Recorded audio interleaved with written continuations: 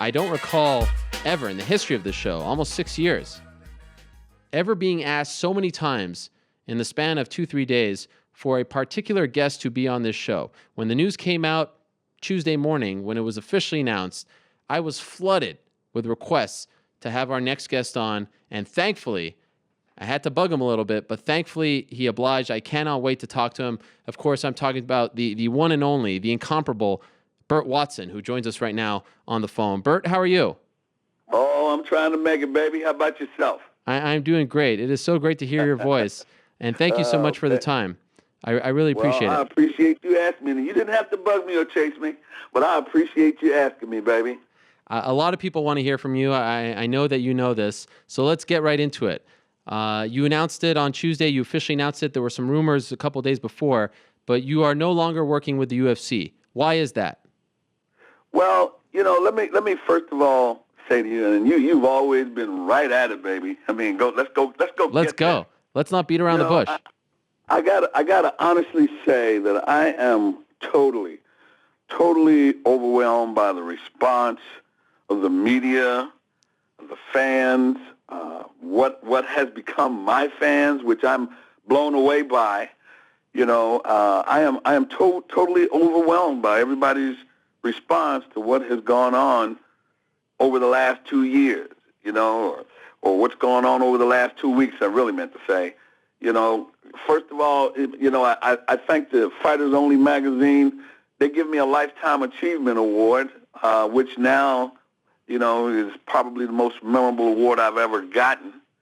And, a couple of weeks later, I'm no longer with the UFC, which I will say was my decision. It was your decision to leave. Yes, it was. Why did you do that? Why did you make that decision? Well, it's a thing where I've been on a walk to the ring and to the cage over the past 30 years, baby. I know how to get in there. I know how to get out, and I've always walked the walk to put guys in and out of there. And I feel really good about what I do and how I do it, and very confident. Do you want to say cocky? I'm confident to a point that, if somebody steps to me with a question of my integrity or a question of my work ethics or what I did or what I didn't do wrong, I think they should be right. If you step to me, you're going to be right, because I'm going to come back at you if I feel I'm right. That's just the person that I am, and that's just my personality. But did something happen in particular at UFC 184, or was this a buildup of things? It was not a buildup of things. It's like, there are two things in life that you follow. There's a plan and a decision. A plan is something you think about and you have to prepare for, and you can change it. A decision are things that are made at the spur of the moment. And a decision is something that's made that you can't change. If it happens and it comes to you, you can't change. I didn't plan not to be with the UFC sitting here now with that show in Dallas. I didn't plan that. But something happened, the night of the weigh-in. Someone approached me with something that they thought was not done properly, and totally I didn't understand it. It totally was unprovoked. And when I was approached with it, did I handle it properly and my response properly? Could I have thought about it and cooler heads could have prevailed? Probably. But you know what? I sleep every night, baby. I am very proud of what I do and the work that I produce. I am very proud of my relationship with the fighters and their camps.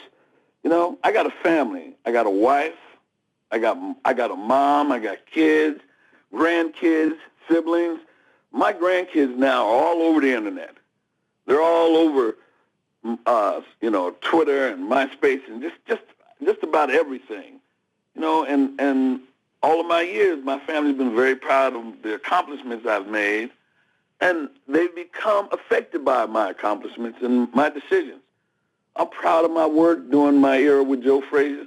I'm very, very proud of my work during my 14-year era with the UFC, and my family and everybody around me has become affected. Taking that to my extended family, being all the fighters in their camps. You know, when this happened, I knew it was a decision that I made. And I didn't plan to sit on, on the radio or in media and talk about it or had anything bad to say. But as I said, my family is close to me. My extended family, being the fighters in the camps, I started reading things and hearing things that, there was blame being thrown in their direction, which was unfair. I've never had a problem with a fighter in camps. I had one verbal confrontation with a guy maybe 9 or 10 years ago, and we addressed it right then and there. And that was the end of it. And I've never had one since. But when I started hearing on social media and other media outlets that, fighters were being thrown in the mix, and that's because no one said anything and they didn't hear anything from me. Yeah. So with that response, then I decided to respond. So can you shed light, because this will continue until you actually tell us what happened? And it's not like I'm trying to, get the dirt, so to speak, but I keep being asked, well, what exactly happened? Because even now, No. I mean, let's be honest, you're kind of beating around the bush, right? What happened to lead to your decision, as you put it? You're not beating around the bush, Paul. You're being you, and you're doing just what you're supposed to do. There was a situation where one of the fighters that didn't make weight was sent back to the weigh-in area where I was waiting, and I waited for the fighter for about an hour. And finally, when I got the fighter back and put him on the scale, I was satisfied because he made weight. Now, keep in mind that the arena was 10 minutes away from the hotel. So as normal, as I normally do, I have my guys and someone take the fighter in the camp back to the hotel. Well, somewhere between me making sure that fighter made weight and getting back to the hotel, there was somehow, and I really don't know, that supposedly the fighter didn't have a way back to the hotel, which still, I can't tell you because I don't know. Well, I would say maybe an hour later, someone approached me to address that. And they approached me about it wrongly. Because I knew, number one, that I had just seen the fighter. He had just made weight. And, ultimately, we were close enough to make sure that everyone got back from the arena. So I was kind of caught off guard with that. I was approached, and it was not in a proper manner. At least I didn't think I was approached in a proper manner, and I was questioned about my work, about the way I handled things, and that's the way I felt. And quite honestly, I didn't appreciate it. I didn't approve of it, and I knew, number one, that the fighter was safe. He was not in any type of detriment, and I knew that it was a done deal. That's what happened, baby. Was this by a colleague, a Zuffa employee, or was this by a camp member or something like that? Well, for me to react the way I did, it had to be someone of authority or someone of a position to listen or to even approach me with such a thing. Yeah. And I'll say right now, I'll go on record, I've never had a problem with Dana White, Lorenzo Fertitta, Donna Marcolini. As far as I know, with the remaining members of the Zuffa staff, everybody, we all worked together as a team. Everybody did what they had to do at a very high level, at a very fast level. Everyone knows how many fights we did. So the process was put in place for me. First and foremost for me is the health and safety of the fighters. And I lived, ate, breathed, and I slept that. And I did that. And I did it the way I knew how and the way that I saw it work.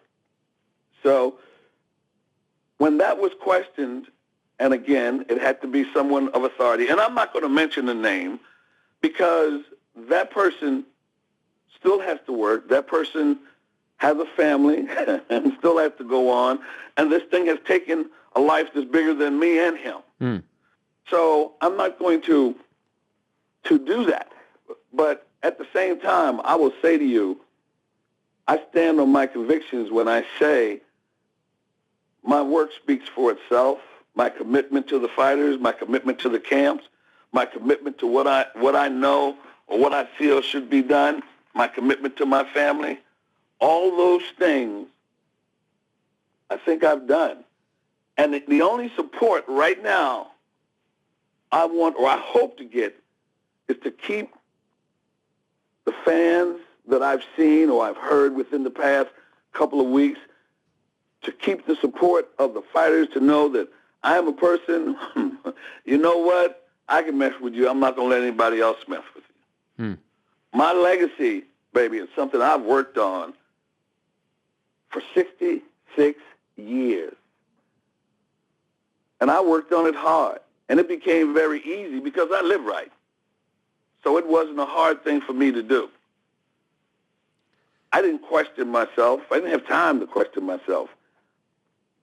I didn't question the people and the things that were going on around me because things were moving so fast. Just like I said to you, I'm overwhelmed with the response I've gotten right now, the response from the situation that has gone on, because I was moving so fast, I didn't have time to realize how many people I had touched or how many people that were being touched by things that I do and everything that's being done around me.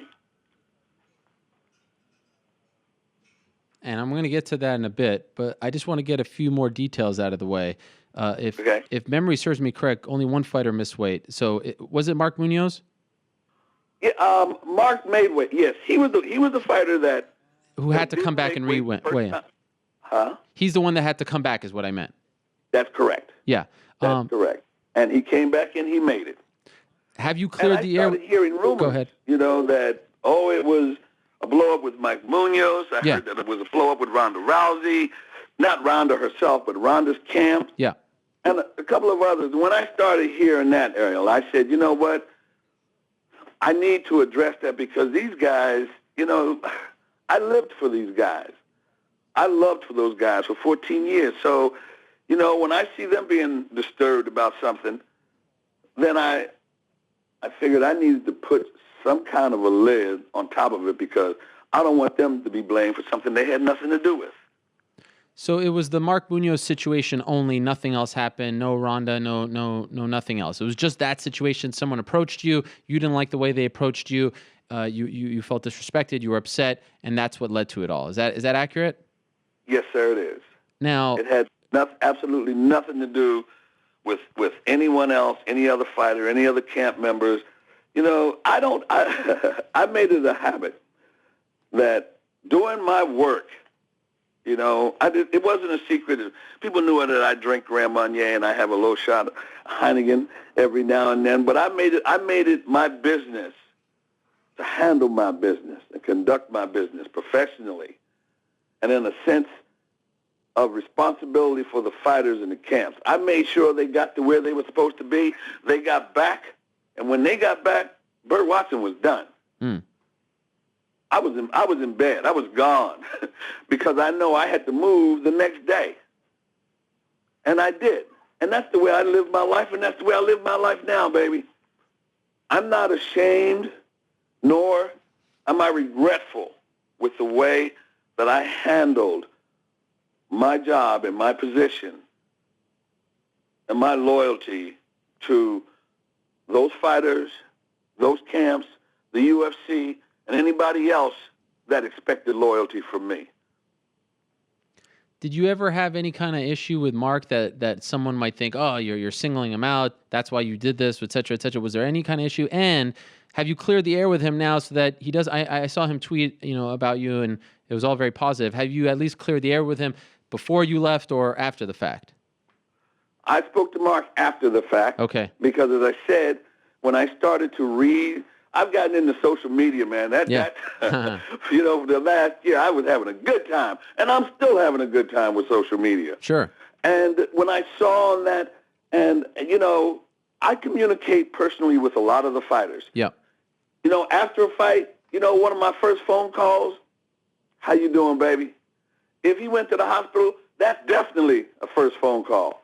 If I knew there was any type of injury or or someone got knocked out or was very disappointed, after a fight, my first phone call. Or I made sure I stayed around to see him leave. So I contacted Mark, who I could tell from his text because I know that kid. I know that he takes everything to heart, and I know that, it's his life.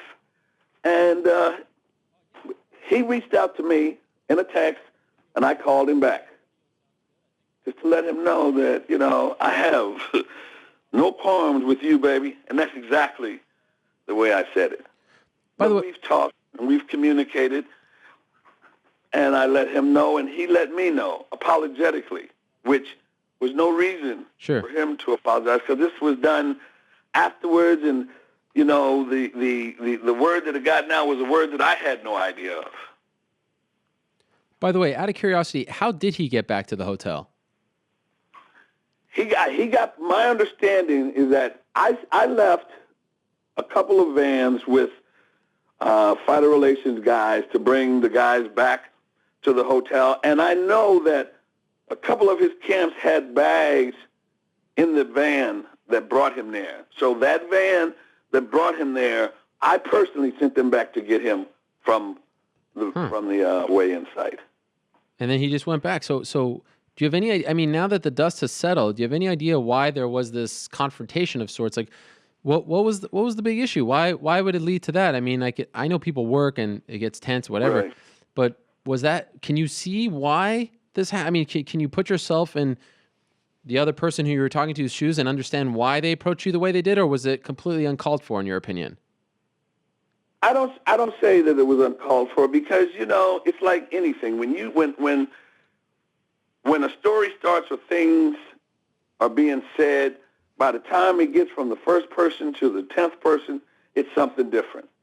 So I don't know, and I know that's very. I've had guys that would come downstairs to leave for a fight or something, and decide he had to go to the bathroom, and he'd go back upstairs, and I'd fill the vehicle and put somebody else in, and this fighter would come downstairs, and he'd be upset. Right. But he left. So how that happened, or how it got or escalated to a point that I got a phone call and somebody spoke that way to me, I don't know. But I will say that, the distance that we had between the hotel and the site, and honestly, if it was a half an hour, I probably would not have walked out of the arena after he made weight, even though leaving him there with the commission and everybody else, So how it escalated and got to that point, I don't know. So you left Friday night, right? You didn't stick around for the event. I didn't go to the event, but no, I didn't leave until... When did I leave? Sunday. Oh, wow. So there was bad weather. Okay. Flights even that night, flights were booked out and delayed. And, I had a flight scheduled for early Sunday morning. Was it Sunday morning? Maybe. I had a flight scheduled for that. Okay. Sunday morning. But then, you know what? Sunday morning, all the flights got canceled. Right. But so then I actually ended up staying in L.A. until Monday at 6:25. What was that like for you, being in L.A., the event just a few blocks away, and you weren't there? I mean, I can't imagine what that was like. Well, being that was the first time that ever happened, I mean, it was kind of surreal. Yeah. And I was a little reeling from the events of how it unfolded and what had happened. But I also realized, again, when you make decisions are things that are made either at the spur of the moment, sometimes out of desperation, or sometimes on a whim. You back up and you realize decisions, or maybe you could have made another decision, or cooler heads could have prevailed. But it was a done situation. It was done. And that was the first time that I'd ever been that close to an event and not attended. So after your argument of sorts, you told your superior, said, I'm done, that's it. Did anyone try to convince you, cooler heads prevail? I mean, you're such an integral part, and you're part of the fabric of the UFC. I mean, we'll get to the reaction in a second, but did anyone try to convince you to think twice here? You have been there for 14 years. Why let one incident end all of that? No, no one. Well, let me rephrase that. Yes, there were a couple of people that I've worked with, or people that just kind of knew that next day, or knew that day that I wasn't going to be there for the event, that weren't happy or didn't understand, or a little sad. But I'll say this: the person that I had the disagreement with, it was him and I. And quite honestly, I said what I said. I felt I was inappropriately approached, and I reacted. And I honestly didn't feel or know it probably would not have been a real comfortable situation that night for me to be there. So where'd you go? I went to the hotel. Okay, and you just stayed there. I stayed. Actually, I was trying to get out, and I was hoping that maybe my flight that I was supposed to get the next day at 6, the next day, I'm sorry, at 11, I could have gotten that night. So I actually went to the airport, and the flights were all canceled, so I stayed out at the airport. So, you actually stayed at the airport, but then you went back, right? Because you had to leave a couple of days later. That's correct. Yeah. But no, like you mentioned Dana, Donna, Lorenzo, you didn't have a conversation with any of them? I had a conversation with Donna the next morning because that person called her and told her of what happened between the two of us and what I said to him. And she approached me. And, honestly, this business goes on. Yeah. This business is prepared, and any business. When you lose a cog in the wheel, you go on. And over the past 8 or 9 years, we've been in transition, or 7 years in transition, moving around from different place to place, and a lot of fighter relations guys were put in place. And I've been teaching and working with them, because there would have been times that I wouldn't have been able to make an event if it's on the same day or the day after on different parts of the world. So, the team was prepared to run if that happened. It wasn't prepared for that specifically. Sure. But they were good enough to go on. And it would have gone on. It goes on. Stuff goes on. It continues. But it goes on. And I know that. As we sit here around, 9 or so days later, do you not regret it at all? Do you not feel like, you know what, maybe I should have just taken a breath, moved on. I loved my job. It was a big part of who I was. It was great. It was fun, all that stuff. Maybe I shouldn't have taken it so personally. Do you not regret your decision to leave at all? You can't take it personally, Ariel. You can't. I can't afford to take it personally. When I take things personally, I become ineffective. When I take things personally in that way, it really, really hinders the decision-making process. And that's probably what happened the other night. Okay. Taking it real personal. Yeah. So no, I can't afford to. Like I said, I've got families, I've got grandkids relying on me. I mean, so many other parts of me that have to keep moving, that I have to keep moving. Could cooler heads have prevailed? Probably. My life has been so evolved in the UFC over the last 14 years, and I've got so much UFC around me. If I sat now and regretted and moaned and kind of tried to hash it over within myself, I'd be one sick puppy, baby. And I can't afford to do that because, honestly, my mind and my skills have only gotten better over the years. They've only gotten better because I only knew one way to do it. Does my body get tired? Yes. Hell yeah. That happens.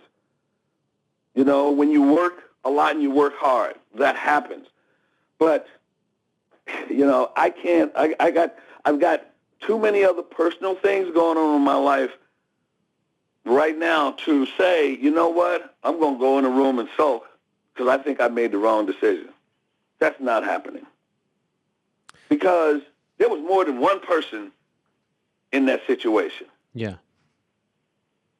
I'm not going to take the brunt of it. I'm not going to take all of the weight on myself to think, well, maybe I made the wrong decision. Let me try to rectify that. Have you talked to that person? No, and I don't ever plan to. Okay. No, not at all. And it's a done situation, you know, and you respect the process. You respect the system, you know, and sometimes before you make certain decisions, respect the creator of the system. You know, there's a reason why a person or a mother would leave her cubs in a cave. She's got to go find some food, baby. But she comes back. If you go in there and you see them cubs in there by themselves, you know what? She's either out getting food, hunting for the kill, or she's dead.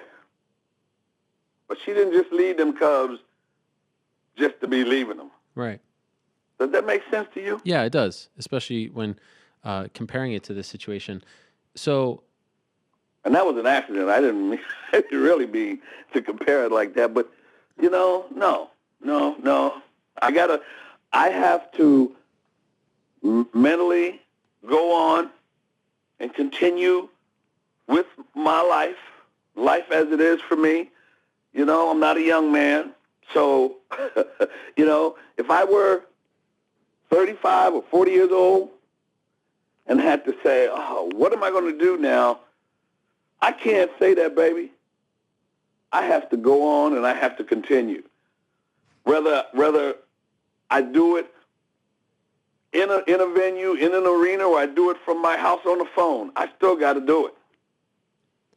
You mentioned, I still have to continue. You mentioned your age. I still have to go on. You're 66, right? Yes, sir. Do you think this decision is easier? Because, I mean, it's amazing. When I'd see you at all these events, you know, you'd be one of the constant, almost going to every single one now. The UFC is doing around 48 all over the world. It's amazing. Sometimes you wouldn't go home for 5 or so weeks. Do you think this decision is easier because maybe, you know, physically you hit a wall? That's a lot of travel for anyone, 66 or 36. Do you feel like now with the increased schedule that maybe you kind of had enough? No. If I had enough, I would have had enough. I mean, there were stretches there, baby, when I did 8 shows in 10 weeks, or seriously, I mean, I may be stretching that number a little. I know I've done 6 straight, and I conditioned myself. I lived right. When I was hungry, I ate. When I was tired, I slept. When I needed a drink, I did that. But I rested.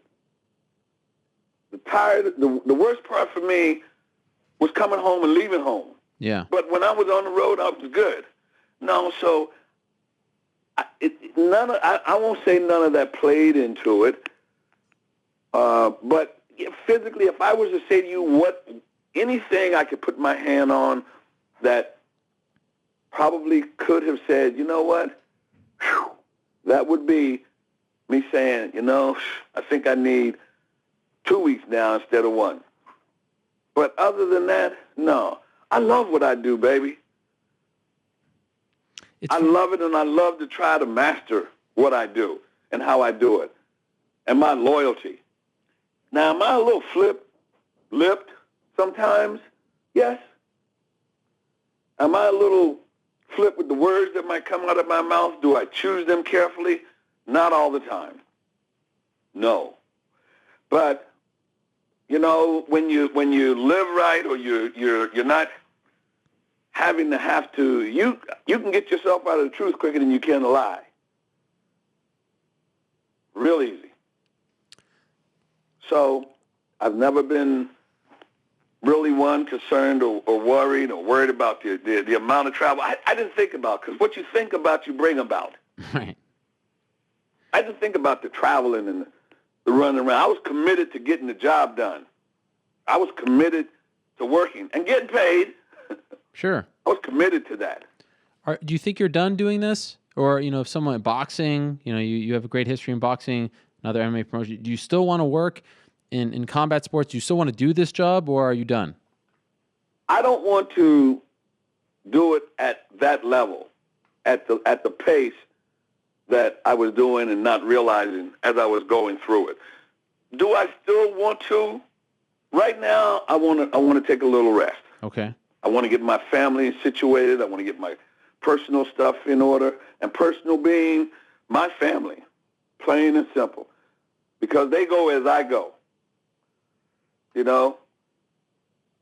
I can do what I do from a phone.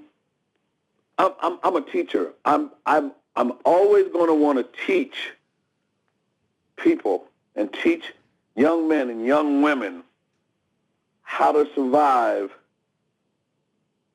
by yourself, how to make things happen, how to coordinate things, how to commit yourself, how to be on time, the consequences of being late, how important it is that you don't mess up your name and your credit. My grandson is in his first year at Yale, and that's the first thing I stamped on him. Don't ever, son, mess up your name and your credit. And he looked at me. Now he can see. Bert, the reaction to the news, like I said earlier, was unimaginable. It was amazing looking at that tweet and then the responses to the tweet. Wow. Mind-blowing, right? I mean, I've never seen something like that. And I'm wondering, did you have any idea you were that liked? Did you have any idea you touched so many people? I mean, along the way, people speak very highly. You got the awards. But did you know it was on that level? No, sir. Honestly?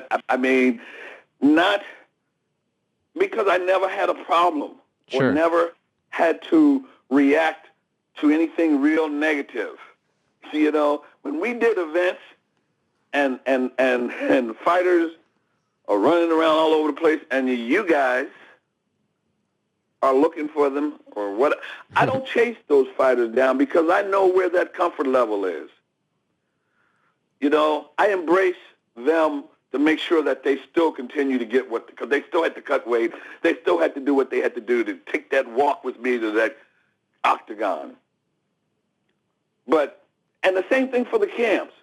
But did I know I had touched so many people? I swear to you, I had no idea.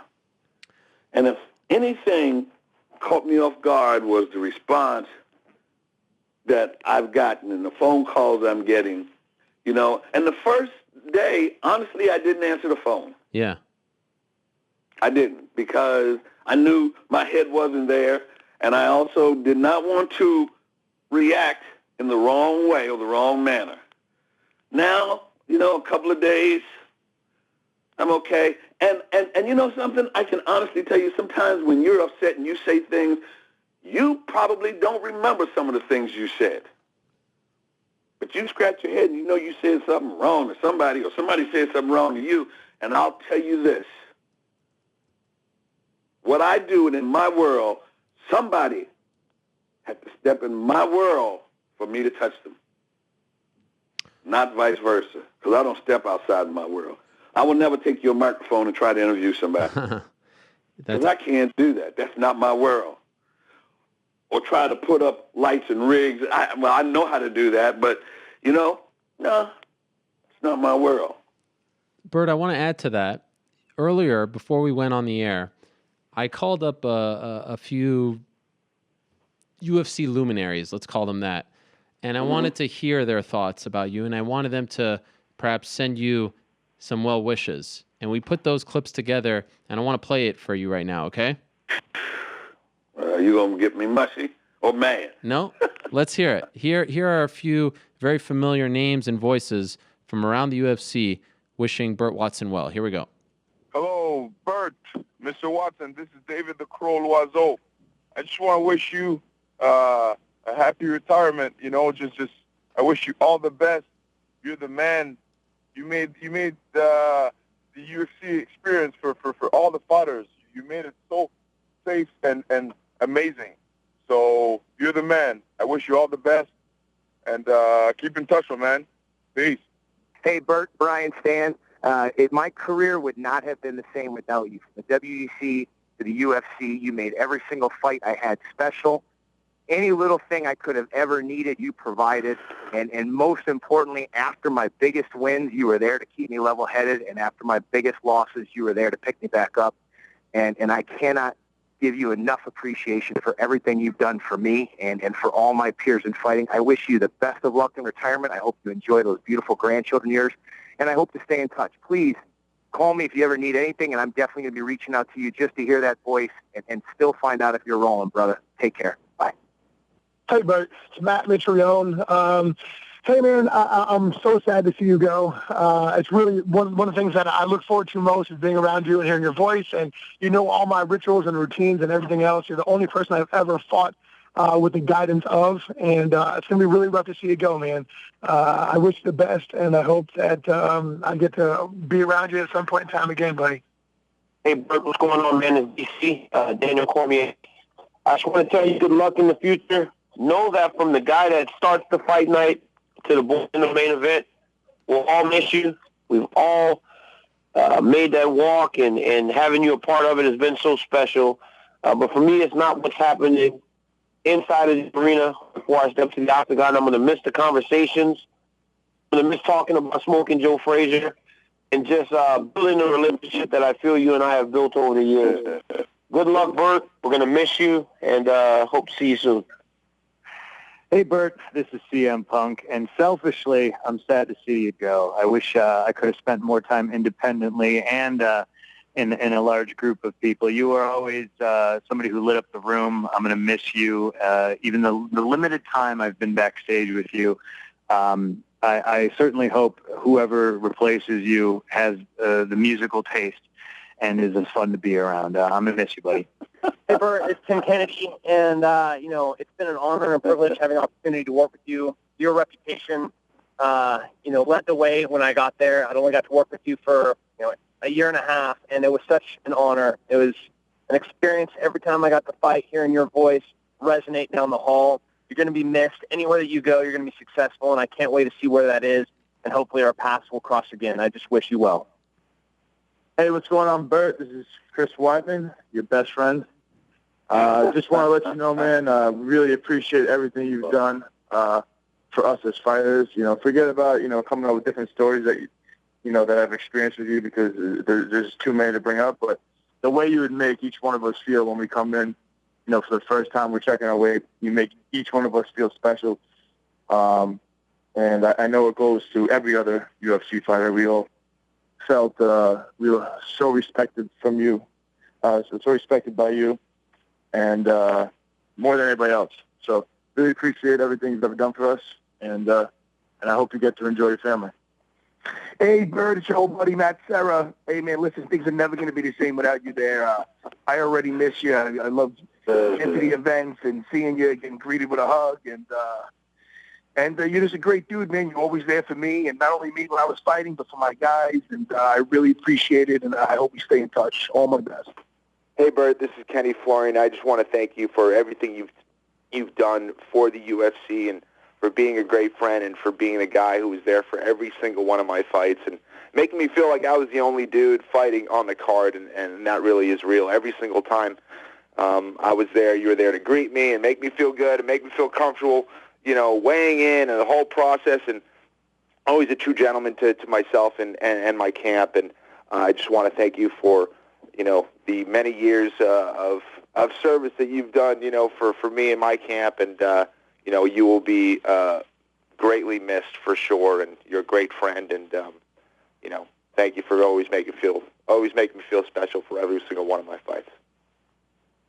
Hey, Bert, it's Big Luke here, and I just wanted to say thank you so much for everything you've done for all the fighters across the years you've been with the company, and making me feel special every single time I turn up at fight week, and turning such a troublesome and hard time of cutting weight into a joyful one. And, I wish you all the best, and I hope you look after yourself from going forward and your family.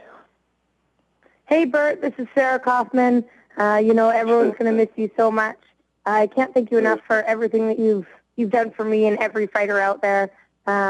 You're an integral part of what I've known the UFC to be, even with Strikeforce, always being positive, being ready. The enthusiasm you show to each and every fighter is unparalleled. No one will be able to match that. I will miss having you telling me to get going, telling me we rolling. You're just an incredible person all around, and I just want to thank you for the support that you've given to me and everyone else. Hey, Bert, Ian McCall here. Just want to say thank you for all your years of service and making the UFC what it is, and making our lives as fighters that much better and easier. You've always been a light at the end of the tunnel of this sport, and we thank you for it. Love you, man. What do you think, Bert? That's pretty amazing, right? Yeah, man, that's I don't know what to say. I really don't know what to say. But, it's that's like I got caught off guard with that Lifetime Achievement Award. I was a little speechless. I'm even more so now, and that's the toughest part. And it was because of them and for them that I'm sitting here now talking to you, and I know that someone may take some of these things and put the wrong twist on it, but you know what? I'm talking to you from my heart, and I'm coming to you like I do everybody else, baby, on the real tip. And I don't regret anything I've done to this point.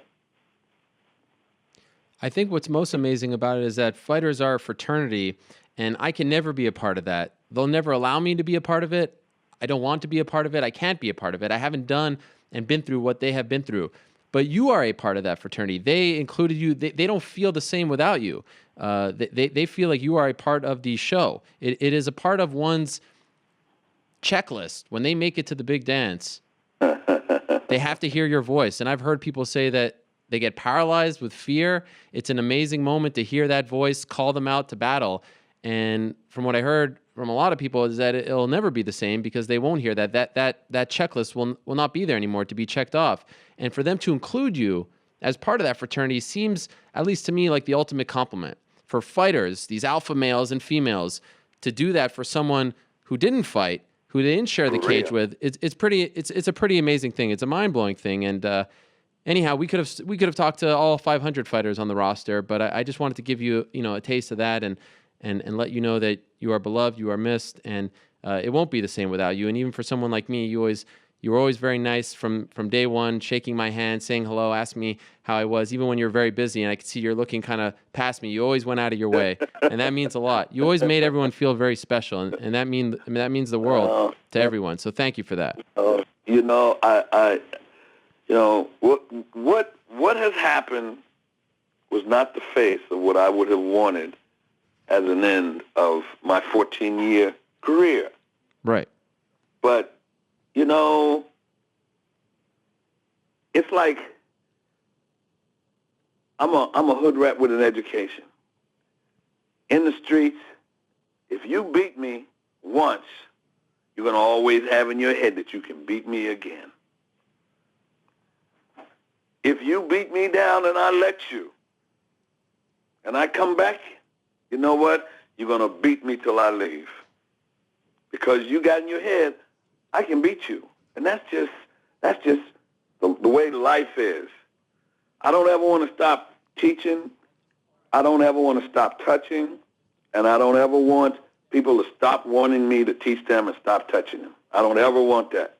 And as much as I can stay with these fans, with all the people that have shown me all of this love and support, I'm believe me, I am not going to just drop off the face of the earth. at all. That's not going to happen. And if I do, you're going to hear me on the way down because I'll be rolling right. Okay, last question. If this is the end, if you're not a part of the UFC anymore, who knows what can happen in the future? You know, crazy things have happened. What's one memory that sticks out? Is there one moment, one time, one memory, something, one interaction that is your favorite?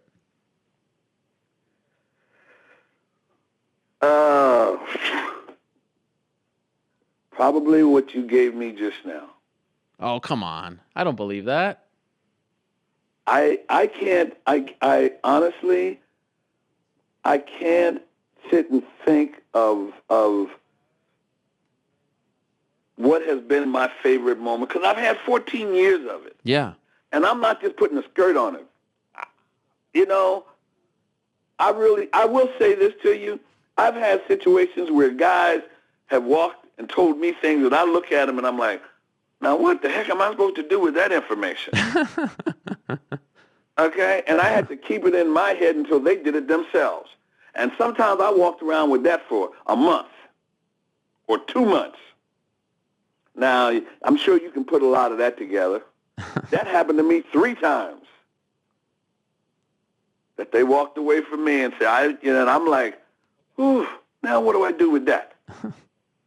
And I had to keep it.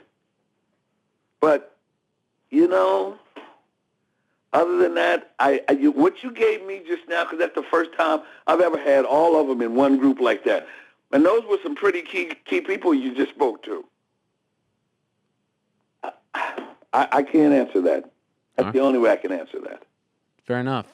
I'm getting a few people on Twitter asking me if they can get one more We Rollin'. Can we get one more? I don't think this is the end, but can we get one more? Well, I'll tell you what. Oh, thanks for that segue. If anybody goes to BurtWatsonForReal.com, I'm going to stay on that. When you turn that on, that's the first thing you hear is We Rollin'. When you go to BurtWatsonForReal.com, that's the first thing you'll hear. And you know what? That was my night, my fight. You better get it right. And I'll tell you one more time, baby. It's time to go to work. It's time to go to work. And you know what that means when it's time to go to work? We rollin'! Yeah! All night long. Amazing. Thank you, Bert. A pleasure You're as welcome, always. baby. I know this isn't the last time, but thank you so much for coming on the show. The pleasure is mine, and I'm going to come back at you when I need you. Absolutely. Anytime. Thank you, sir. There he is. Burt Watson, everyone. How about that? You felt it in his voice right there with the re-rolling. Wow. That was intense. But we wish him the best, and I'll say it again. From the first time I was ever backstage, if you have ever been backstage, you know that he keeps that train moving along at an unbelievable pace. And when a fighter is about to walk out, when you see him on TV for the first time, and the look on their face, they are going to battle. The one who gets that, who turns them into what you see, who turns that switch on, is Burt Watson. It is not the same. Ask any fighter. When it's someone else doing it, if he doesn't do it, it's not the same. He turns that on. He makes them turn into from the regular guy into the fighter, and they wait for that. It's almost like a Pavlov thing. Fighters have told me, the toughest men and women in the world have told me that they have become paralyzed with fear. It's a jarring moment, but it's a part of the moment. It's a part of what they strive for. It's a part of what they dream of. And to be backstage and witness that time and again is something that I am very grateful for, and always grateful that, you know, he was always so very nice. There are some people who just walk by you, don't say anything, they don't like you, you're media, you kind of annoy them. Burt Watson, no matter where we were, hotel, backstage, no matter what, always treated everyone with the utmost respect, huge smile, baby, all that stuff, great handshake, just an amazing personality, part of the fabric of the UFC. And of course, as he said, the UFC goes on. It's a huge organization. It's a promotion. He has groomed a lot of people. I know some of them well. I have no doubt that, you know, they could step up to the plate and keep this train moving along, but a big part of it is not a part of it anymore. And I think for a lot of fighters that's sad, but these things happen all the time in the real world, and the show must go on. And I think the first one who would recognize that is Burt Watson. When he made that decision, I think he recognized that. So we thank him. We wish him well. And I noticed some fighters mentioning the R word, retirement. I'm not so sure Burt Watson is retiring just yet. I feel like he has a few other things up his sleeve. We'll see. For now, we wish him the best and hope he enjoys his time off. And thank you so much to those fighters who took some time out of their day, some on the West Coast. I bothered them to do it, but that came together great. And thanks to New York Rick for putting it all together. That was a lot of fun to do, and I'm so happy that he appreciated it and enjoyed it. Thanks a lot to them. Great. That's again another example. Could you call up 15 NBA players randomly and ask them to do something like that? You can't. MMA fighters are one of a kind. They are truly the best people that I've ever been around. Amazing human beings. Thoughtful, down to earth. You could see how much, would NFL players treat someone in Bert's position with the same kind of respect, love, admiration that these fighters do? Just my opinion, I don't think they do.